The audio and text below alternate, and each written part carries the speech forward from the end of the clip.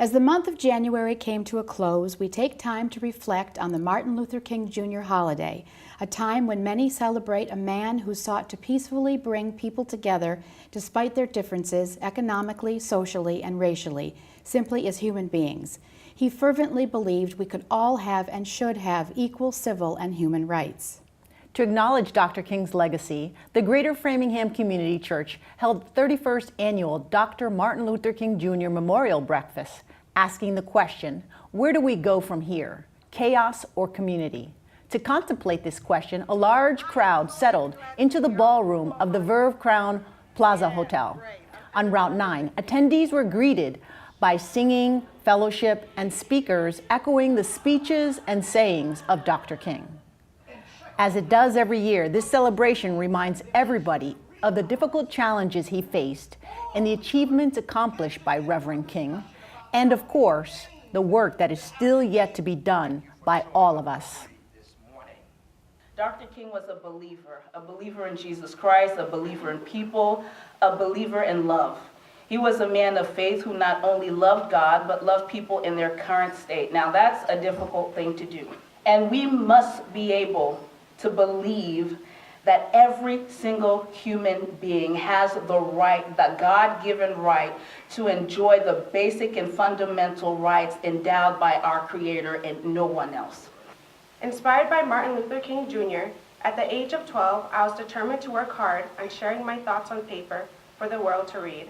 Although I met many challenges and trials, I didn't stop until my dream became a reality. Similar to Martin Luther King Jr., I persevered through the struggles because sometimes when it seems like things are falling apart, they may actually be falling into place. My motto is, if it doesn't challenge you, it won't change you. So today, it's not just that our young people, who no doubt about it, need our direction, but it's also for us who have traveled on this journey.